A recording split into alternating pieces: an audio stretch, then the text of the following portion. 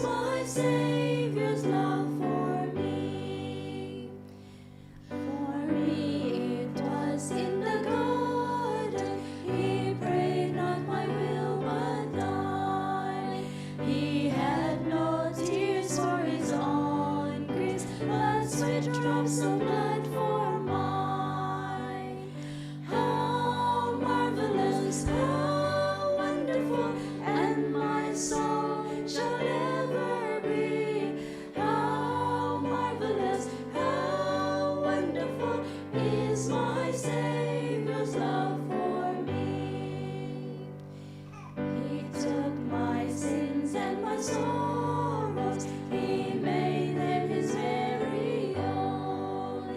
He bore the burden to Calvary and suffered and died alone. How marvelous, how wonderful, and my soul shall ever be. How marvelous, how wonderful is my Savior's love for me.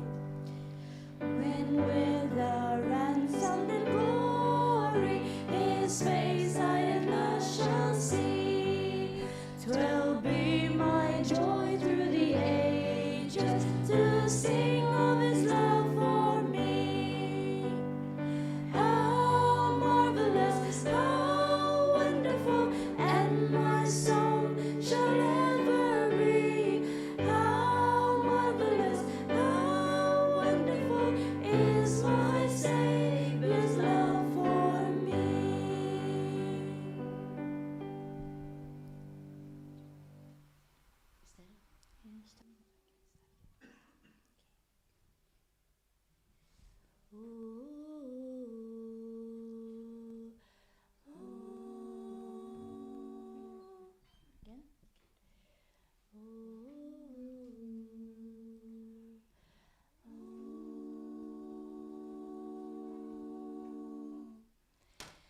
Lift up the trumpet and loud let it ring.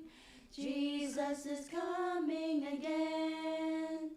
Cheer up, ye pilgrims, be joyful and sing. Jesus is coming again. Coming again, coming again. Jesus is coming again. Asians are angry, by this we do know. Jesus is coming again. Knowledge increases, men run to and fro. Jesus is coming again. Coming again, coming again. Jesus is coming again. Ooh.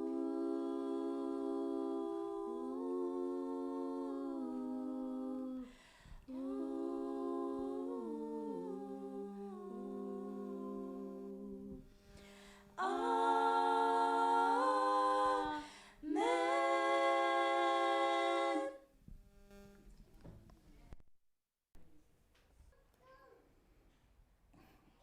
Okay, thank you. Thank you, Brother Kevin.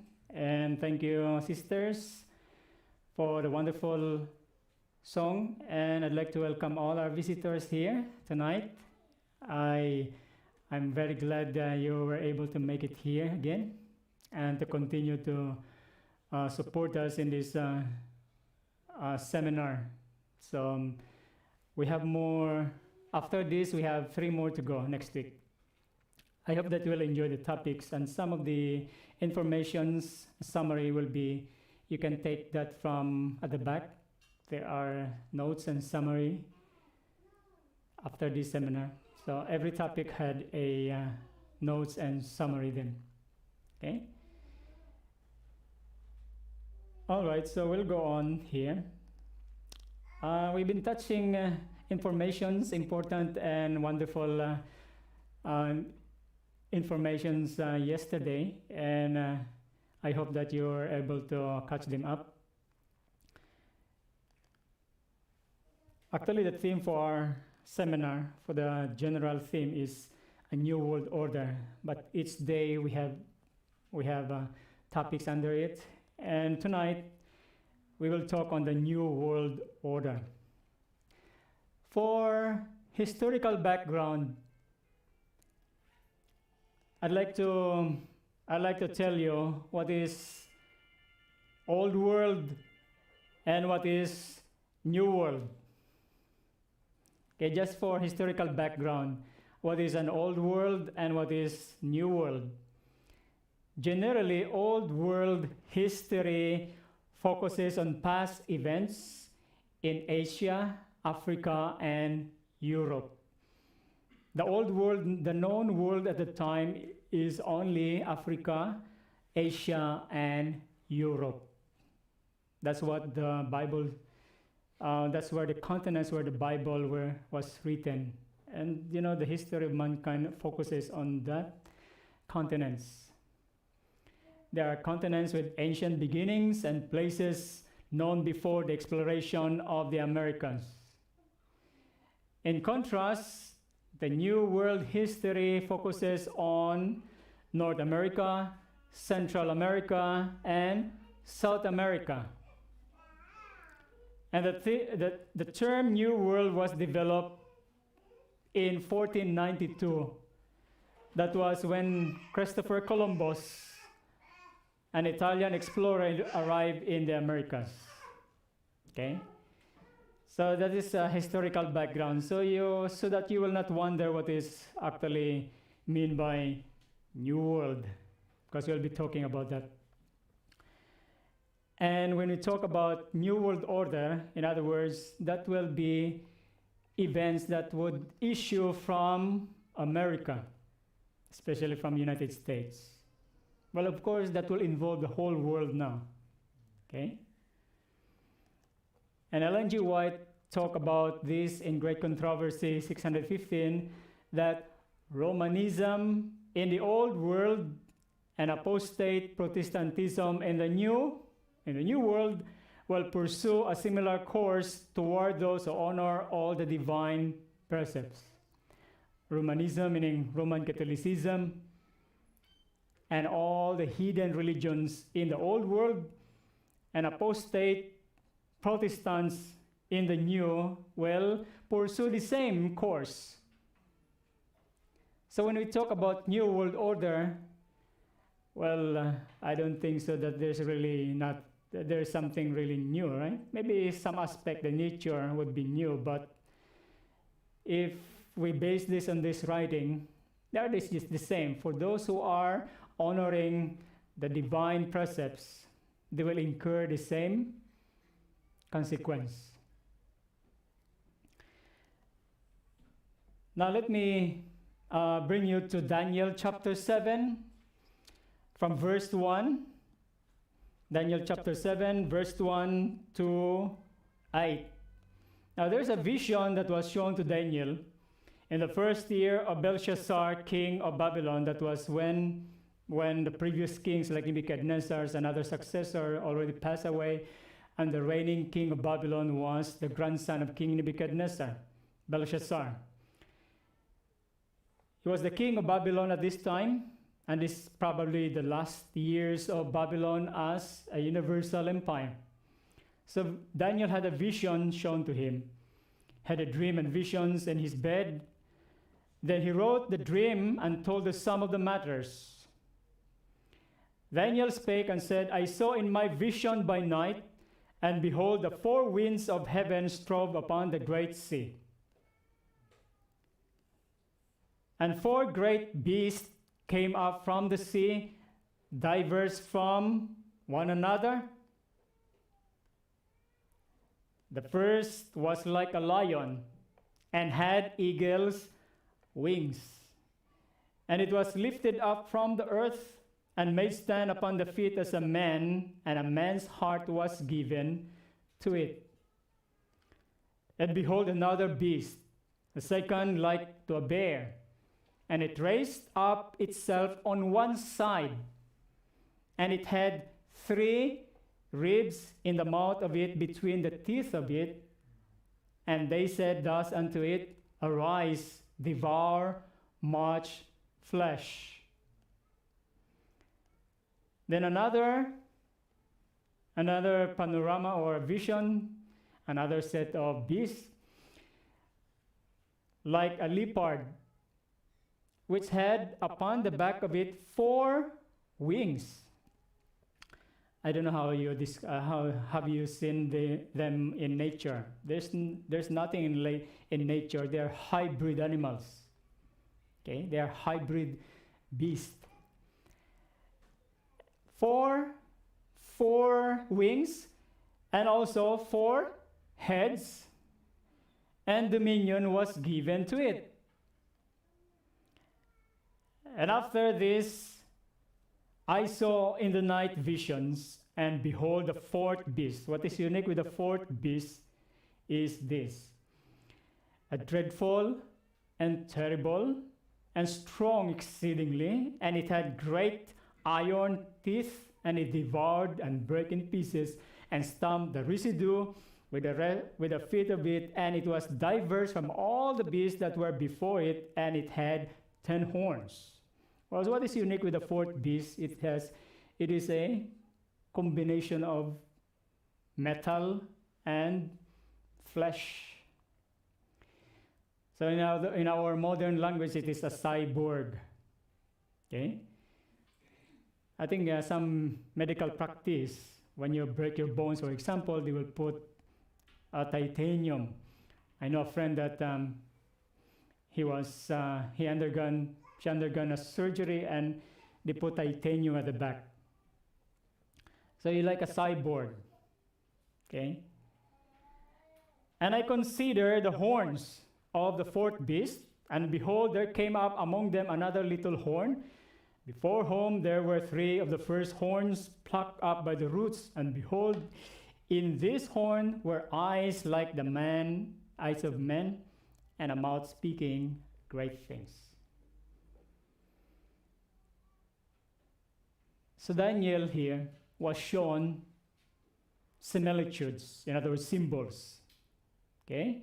I have also spoken by the prophets, and I have multiplied visions and used similitudes or symbols by the ministry of the prophets.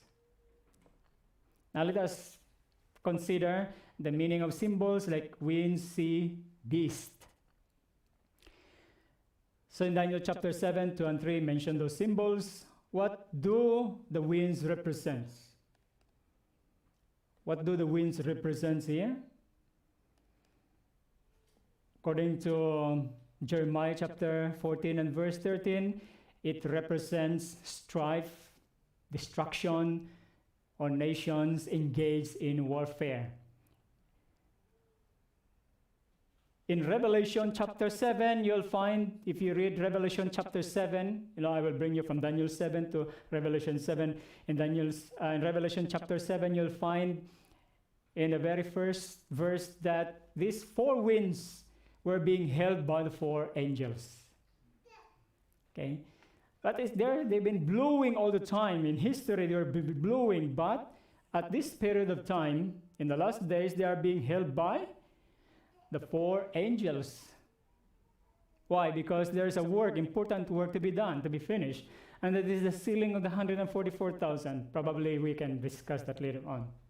But the meaning of the winds here is strife, destruction, and nations engaged in war. What is the meaning of the sea? Okay? The meaning of the sea, in the Bible you can find like rivers or waters, bodies of water always represents peoples, multitudes, and nations and tongues. For example, when the Bible says that the great river Euphrates dried up, meaning the nation, the country that is watered by the river Euphrates will receive no support. So it represents people, nations, and tongues.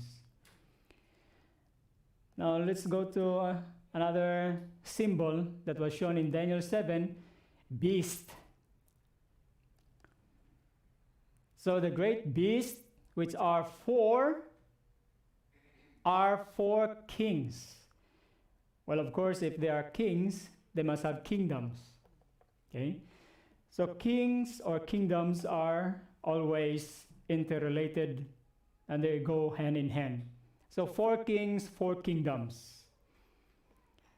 Example in Daniel 7:23, the 4th beast shall be the 4th kingdom upon the earth. So we are talking about universal kingdom that dominates the known world.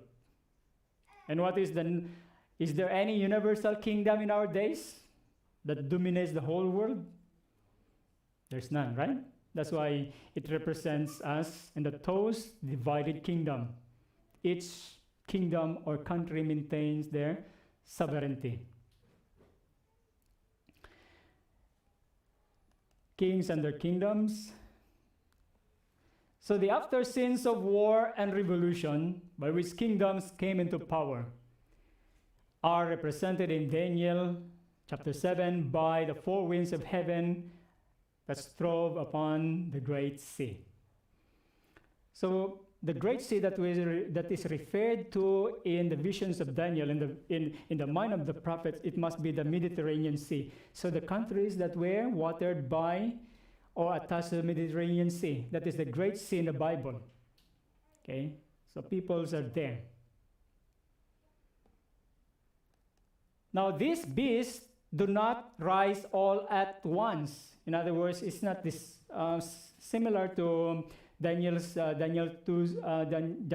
chapter 2 vision. So Nebuchadnezzar was shown a statue, but they do not rise at once. They do not dominate at once. So they go from one stage to another. So the beast here rise consecutively, as they are spoken of as first, second, third, and fourth. Okay? Until the 4th one will be brought into the great judgment day. So let us have a review and comparison with Daniel chapter 2 yesterday and Daniel chapter 7. So Babylon, represented by the head of gold, 605 BC to 539 BC. And also it represented by a lion with wings, and followed by Medo-Persia. So at first it was known as Medo-Persian Empire, but later on the Persians were dominant, so it was known as Persian Empire or the Achaemenid dynasty. 539 to 331 BC. Represented by a bear, strong bear, and with 3 bones in his mouth. And followed by the Greek Macedonian Empire, led by Alexander the Great in 331 and 168 BC. And it is represented by the leopard with 4 heads and 4 wings. And Rome, 168 BC to 476 AD. So 168 is an important date for the Romans to be considered by the historian, because it is the conquest of Macedonia by the Romans. So that is the first entrance of Rome to the territory of held by Alexander the Great. That was Macedonia in 168. Rome conquered Macedonia and annexed them to Roman provinces. So 476, that is represented by the beast. Now there's a question here. Why the vision in Daniel 7 is given? Because there was already Daniel chapter 2. Why is it that there was another vision, Daniel chapter 7? And why was not the vision of chapter 2 sufficient? The answer is, the ground is passed over again and again that additional characteristics may be brought out. So when you consider Daniel chapter 2, you will say, wow, these kingdoms are beautiful. Okay? But when you go to Daniel chapter 7, their characteristics are shown. Why? They are what actually? They are ravenous beasts. Okay? You are dealing with the beasts. Those are governments that rule the world. They are beasts. So if you think you want to fight for your human rights, you are facing the beast. That's where governments represented in the Bible, beast. So you want to fight for your human rights, equality. You have to remember you are facing what? Ravenous beast, brethren. So these are just additional characteristics that are brought out, the real characteristics. All right?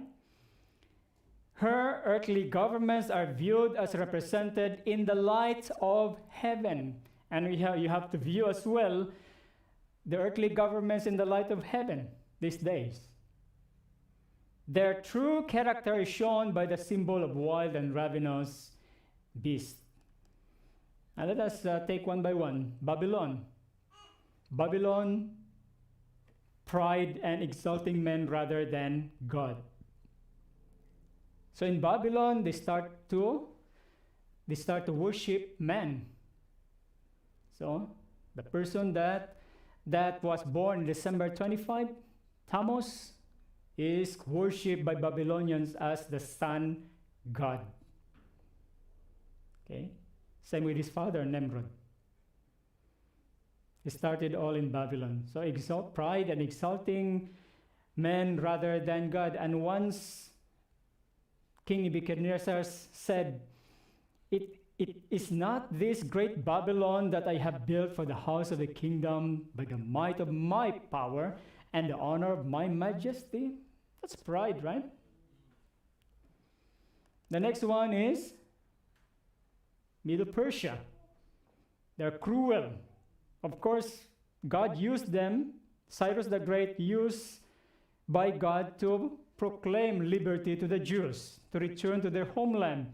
But at the same time, Xerxes issued a decree to annihilate them. They're cruel. And Greece, exalting reason above God's word. That's why Paul said, casting down imaginations and every high thing that exalted itself against the knowledge of God. Because Greeks, naturally, they like something new. You know, when they listen to Paul, when Paul and Silas arrive in Mars Hill, all right, let us hear what new thing we can gain from these people. They like new things. Yeah. And Rome here represents what special characteristic Rome had in history. All four nations, all four kingdoms persecuted the people of God from Babylon to Rome. But only Rome presumed to change the law of God. Of course, they changed, for example, they changed the calendar. You know, August from Augustus Caesar, July from Julius Caesar.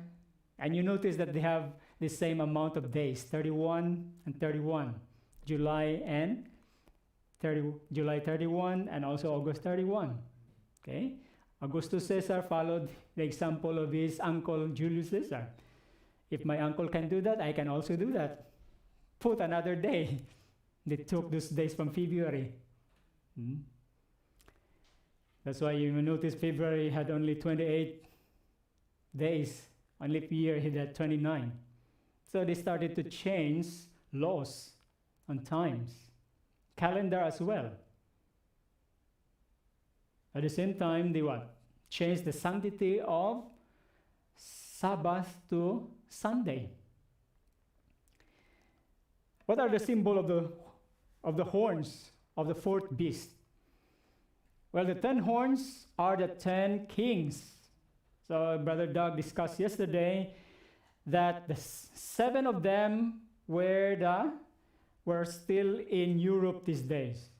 But 8, 9, and 10, they're all extinct. That's why no one today could say that my ancestors were Herulians, now Ostrogoths. But we always say, well, I have Irish, Scotland, they're all Europeans, okay? French. So no one would say today that I came from Ostrogoths or Vandals or, Herulians. They're all extinct. Now from Daniel chapter 7, let us move on to Revelation 13. There is another set of beasts that were presented here. Okay? The leopard-like beast and the rise of the papacy.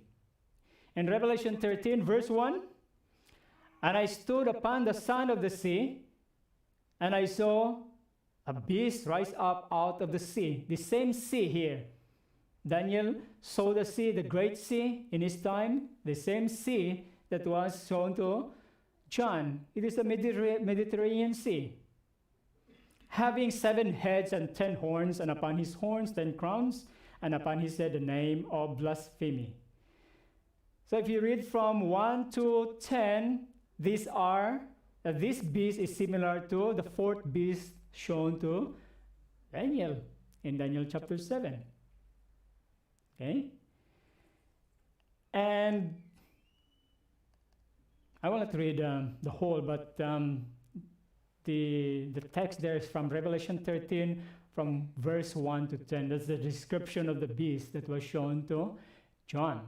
So John saw a beast coming up out of the sea, rising in the midst of the nations of the earth. And it combined the characteristics of the leopard, the bear, and the lion. It is a composite beast. Now,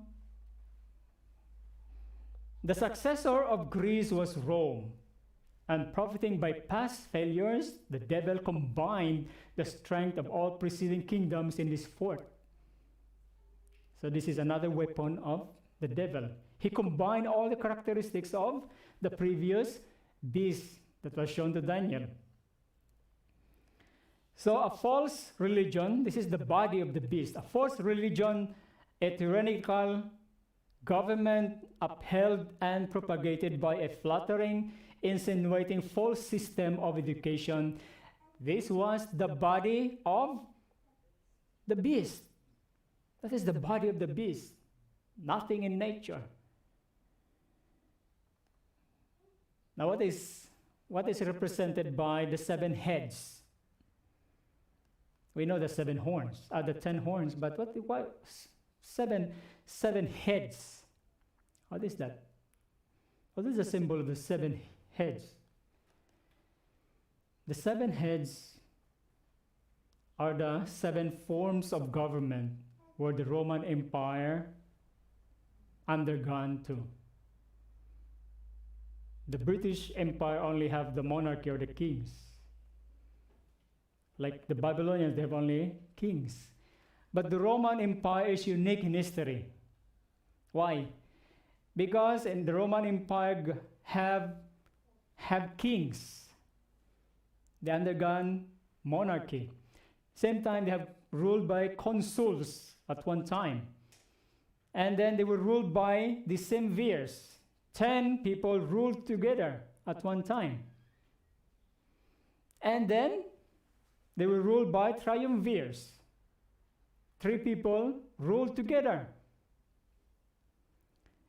They were ruled by dictators like Julius Caesar and emperors like Augustus, Nero, and so forth. And when emperorship passed away, they are ruled by popes.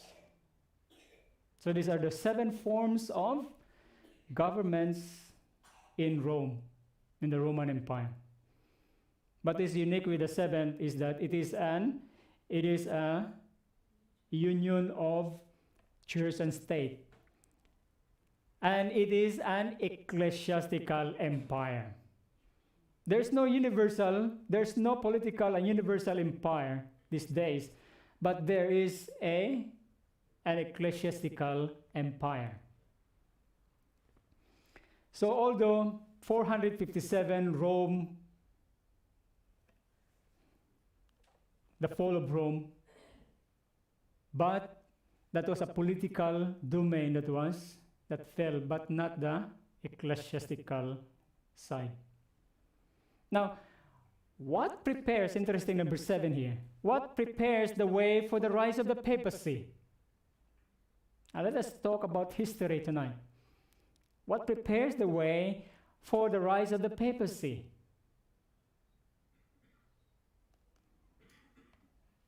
Now let us see here.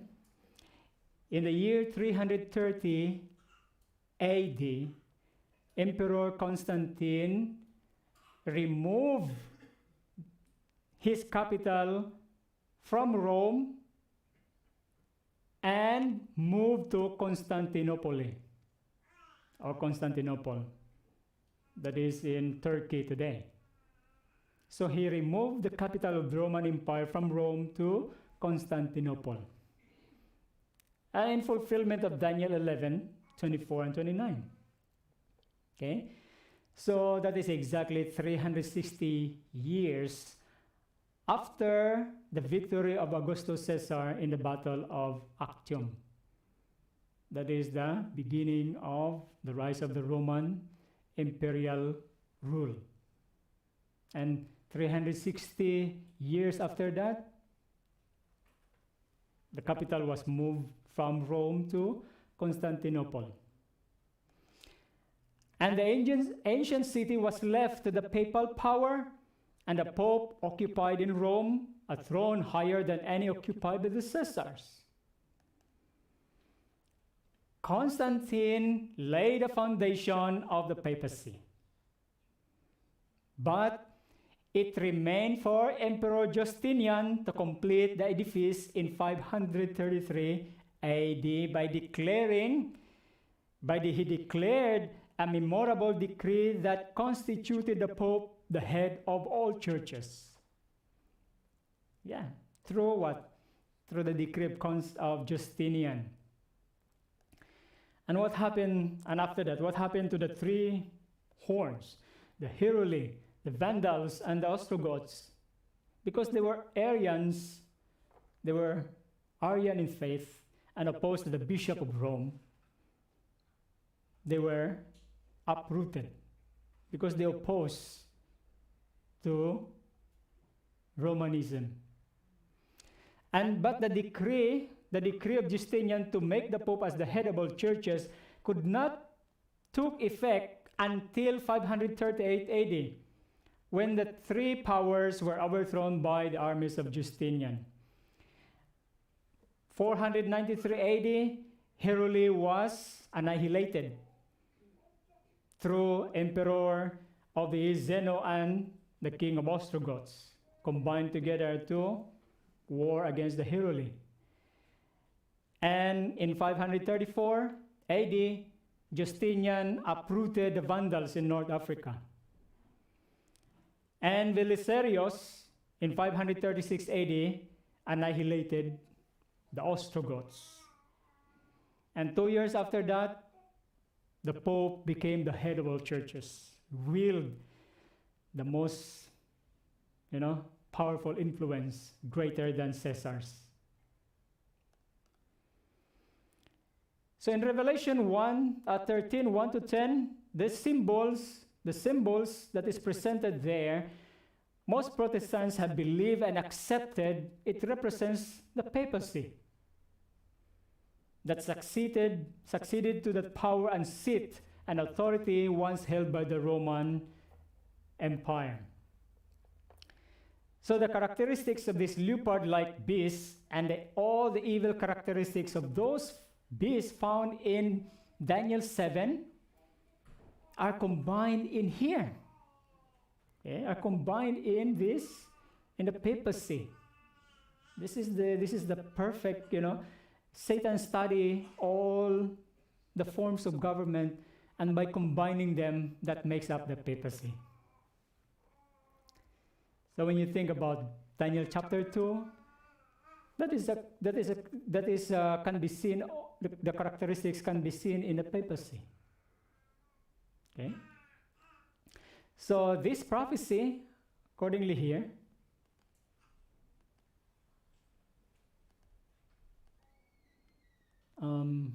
Can you check out the next slide here? Okay.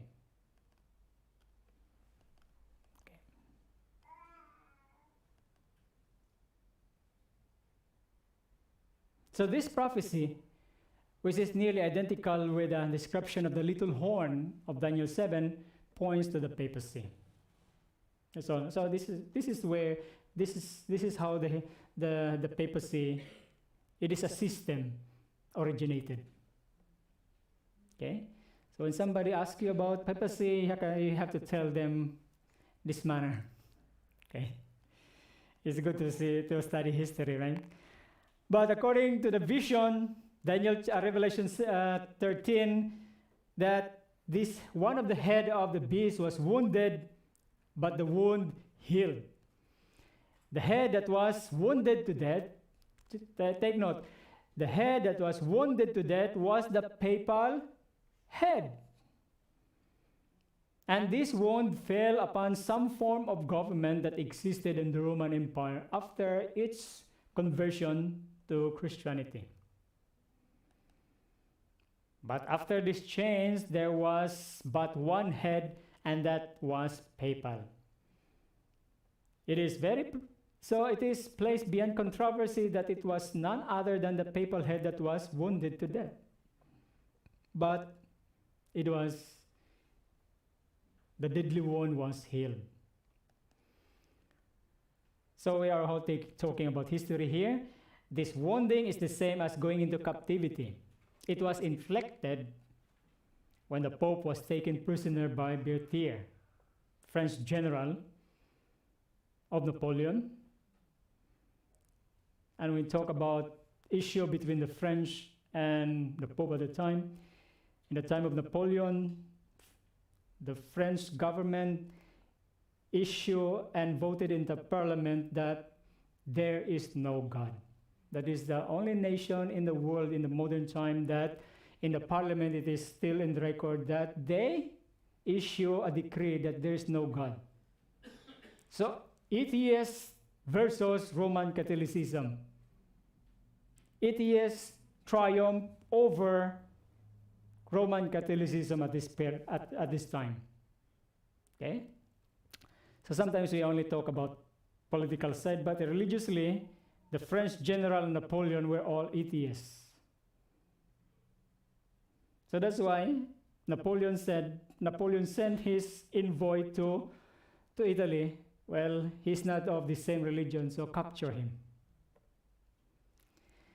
And the papal government was for a time abolished in 1798. But after 1 year, Pope Pius VI died in exile at Valence in France in 1799. But the deadly wound was healed when the papacy was re-established, though with a diminution of its former power by the election of a new pope in 1800. That was in 1800. It started to heal. And in 1929, what happened? February 11, 1929, the Lateran Treaty. Upon ratification of the Lateran Treaty, the papacy recognized the state of Italy with Rome at its capital. Italy, in return, recognized papal sovereignty over the Vatican City. So there's a compromise, right? Compromise agreement. A minute territory of 44 hectares, 109 acres, and secure full independence for the Pope. It's just a small place. And you know there are three state cities in this world today. Vatican is a city, but it is also a state. That is one. London is a city-state. It's a separate state from England. Washington, D.C. is also a separate. So 3. A number of additional measures were agreed upon. Article 1, for example, gave the city of Rome a special character as the center of the Catholic world and place of pilgrimage. In the New York Times, February 11, the Pope is again an independent sovereign ruler as he was throughout the Middle Ages. Though his temporal realm, established today, is the most microscopic independent state in the world and probably the smallest in all history. The Roman question tonight was a thing of the past, and the Vatican was at peace with Italy in affixing the autographs to the memorable document healing the wounds, or the wound. Extreme cordiality was displayed on both sides. San Francisco Chronicle in February 11, 1929. So the wound was what? The wound was healed. Now comes to the beast with lamb-like horn in the vision of Revelation 13. Very interesting. After the leopard-like beast, another beast came into stage of action. And what is unique with this beast? From verse 11 to 17. Revelation 13, 11 to 17. This beast had a lamb-like horn. Two lamb-like horn. What does it mean? So I beheld another beast coming up out of the earth, and he had two horns like a lamb, and he spake as a dragon. Okay? So he came out of the earth, not from the sea, but from where? From the earth. So in some commentaries here, instead of overthrowing other powers to establish itself, the nation thus represented must arise in territory previously unoccupied and grow up gradually and peacefully. And it could not then arise among the crowded and struggling nationalities of the old world. The turbulent sea of peoples and multitudes and nations and tongues, it must be sought in the Western continent. And where is this? And what nation of the New World was in 1798 rising into power? After at the time when Napoleon captured the Pope, 1798, there was a nation that was rising in the West, giving promise of strength and greatness and attracting the nation of the world. The application of the symbol admits of no question. One nation and only one must meet the specifications of this prophecy. It points unmistakably to the United States of America. Okay, so United States of America was still a young nation until today. 1798 to our day, 2022, that is almost 224 years, right? Unlike those in Europe, like France, they're all been in ages there. So the beast was seen coming up out of the earth, and it signifies to grow or spring up as a plant, like a plant, grow slowly but strong. As we have seen, the nation must arise in territory previously unoccupied. But the most interesting thing is the author he had horns like a lamb. He's a beast, but he had horn like a lamb. What is the purpose with that? It must be for the purpose of denoting the character of this beast, showing that it is not only of a very innocent and harmless demeanor ostensibly, but also that it is a very youthful power, for the horns of a lamb are horns that have but just begun to grow. So this horn is different from the ram. In Daniel chapter 8, there was a ram in vision. The ram is an old and well-grown, and the horn is actually, an old horn.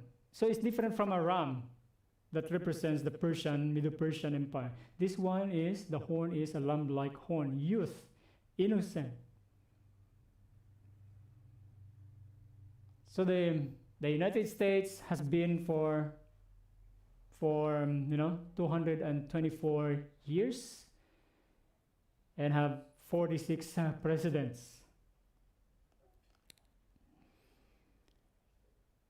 The lamb-like horns indicate youth, innocence, and gentleness, fitly representing the character of the United States when presented to the prophets as coming up in 1798. And from Europe, there were exiles that went to America. Christian exiles who first fled to America sought an asylum from royal oppression and priestly intolerance, and they determined to establish a government upon the broad foundation of civil and religious liberty.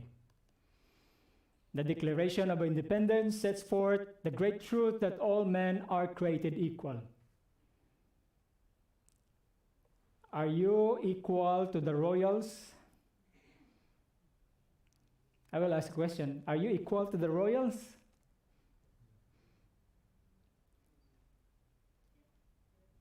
Well, all men are created equal. So that's why I'm asking, are you equal to the royals? Well, if you ask the royals, are they equal to you? That's a problem. Given that it doesn't work two ways. But the great truth here sets forth that all men are created equal. Are you equal to the slave? Is the master equal to the slave? Is the slave equal to the master? You see, all men are created equal. Some political terms here, and endowed with inalienable right to life, liberty, and the pursuit of happiness. What is inalienable? Do you know what? How do you understand the word inalienable?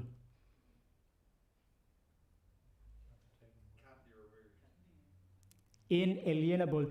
For example, if I travel to United States, they will consider me as an alien. Right? I am an alien.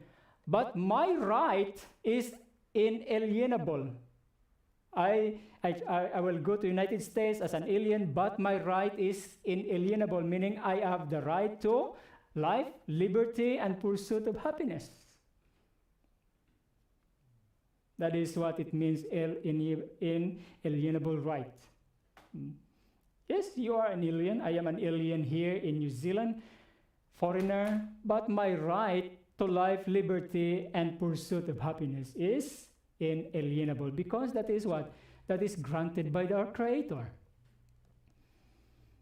The Constitution of the United States guarantees to the people the right of self-government, providing that representatives elected by the popular vote shall enact and administer the laws. Freedom of religious faith was also granted, every man being permitted to worship God according to the dictates of his conscience, and republicanism and Protestantism became the fundamental principles of the nation. These principles are the secret of its power. You want to make America great again? You should know the secret of that. And what is the secret of its power and prosperity? It is the principle of republicanism and Protestantism. No man can make America great again if they set aside this principle. And millions have sought its shores, and the United States has risen to a place among the most powerful nations of the earth. And the object of those who fled from Europe to the United States is to establish a church without a pope and a state without a king. Meaning that ecclesiastical and civil power are separate. Civil and religious liberty reigns supreme. They are separate, but they reign supreme in man. Okay? In some form, two kinds of power everywhere exist. These are the civil power as seen in the state and the spiritual power as seen in the church. And in almost every country, these powers are blended together in one. and both are in the hands of the rulers. So they are in the hands of the rulers. But in America, they are in the hands of the people. Okay? So the American Republic presents the first instance in the history of the world in which these two powers are separated and both are reserved by the people in their own hands. It is a government by the people and for the people, and it acknowledges them as the fountain of all authority. So here we have a state without a king and a church without a pope. And church and state are separate. The civil power recognizes the equality of all men before the law. And the spiritual power acknowledges the right of every man to worship God according to his own convictions of what God requires. Here are the two horns like a lamb. But if you set aside this, then that beast is not anymore. The horns already changed. And Article 4 of the Constitution of the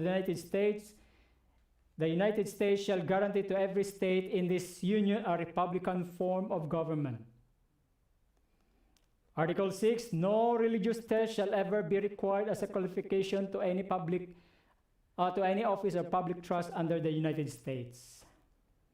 They will not ask you what religion you are. Okay?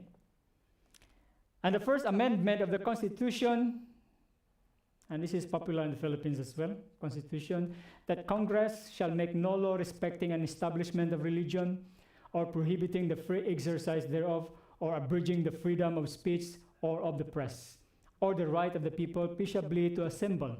So we have the right to peaceably assemble. But if you create riot, you will be reprimanded. You have the right as long as you assemble peaceably.